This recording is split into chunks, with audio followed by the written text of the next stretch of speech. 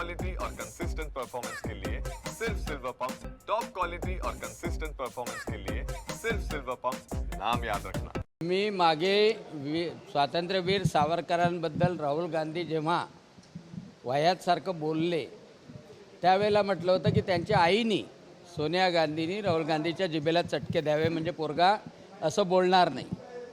सोनियाजींनी ते काम केलं नाही, पण आनंदाची गोष्ट अशी आहे की सर्वोच्च न्यायालयाने ते काम केलं।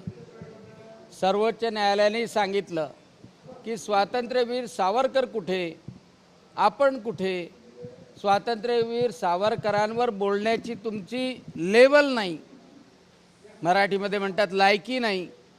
कारण स्वातंत्र्यवीर सावरकरांनी 14 वर्षपर्यंत त्या काळ कोठडीमध्ये घातले, हाल अपेष्टा सहन केल्या।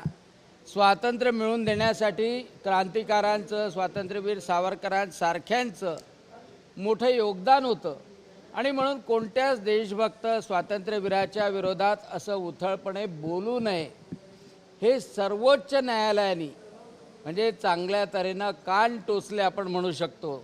आणि मी तर असं म्हणेल की सर्वोच्च न्यायालयाने चटका दिला जो मला अपेक्षित होता। आणि म्हणून आता चटका बसल्यानंतर निश्चितपणे राहुल गांधी आणि त्यांचे चमचे, कारण राहुल गांधी बोलणं सुरू झाल्यानंतर नाना पटोले, हर्षवर्धन झपका किंवा आपले यशोमती त्यांनाही तोंड फुटते, तेही बोलायला लागतात स्वातंत्र्यवीर सावरकरांसारख्या मोठ्या व्यक्तीच्या बद्दल। या सगळ्यांना ती चपराक आहे, या सगळ्यांना ते चटके आहे, हे त्यांनी लक्षात ठेवलं पाहिजे। सर, पहलगाम जो हल्ला झाला त्या हल्ल्यावरनं केंद्र सरकारवर टीका केली जात आहे। यामध्ये जर आता आपण पाहता मवियात कुठेतरी मतभेद उघड झाल्याचं बोलत होतं। संजय राऊतांनी थेट गृहमंत्री अमित शहा यांच्या राजीनाम्याची मागणी केली, मात्र त्यावर शरद पवारांनी म्हटलं की राजीनाम्यावर त्यांनी वेगळं मत व्यक्त केलं। त्यांनी म्हटलं की आता दहशतवादी शोधणं गरजेचं आहे, कुणाला काढायचं आणि कुणाला ठेवायचं यावर मी सध्या बोलणार नाही असं शरद पवारांनी म्हटलेलं आहे। दुर्दैव असं आहे की एवढ्या मोठ्या घटनेनंतर हे लोक पाकिस्तानचा निषेध करण्याच्या ऐवजी, दहशतवादाचा निषेध करण्याच्या ऐवजी त्यामध्ये राजकारण शोधतात। संजय राऊत तर वेड्यासारखं बरळतो आणि शरदचंद्र पवारांनी जी संदिग्धता व्यक्त केली लोकांना त्याची खूप चीड आहे। कारण शरद पवारांनी म्हटलं की धर्म विचारला की नाही हे नक्की माहीत नाही।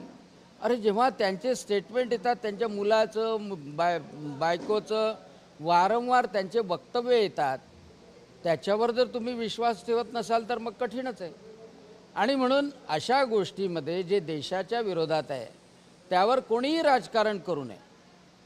आणि एकच सगळ्या लोकांची अपेक्षा आहे की प्रधानमंत्री नरेंद्रजी मोदी आणि गृहमंत्री अमितजी शहा हे चांगल्या तऱ्हेनं सडेतोड उत्तर जे दहशतवादी आणि पाकिस्तान लक्षात ठेवेल असं देण्याची ताकद यांच्यामध्ये आहे।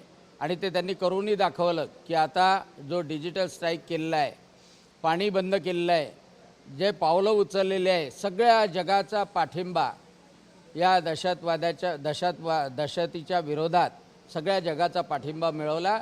आणि म्हणून थोडी वाट पहा, सगळं दिसेल त्यांना।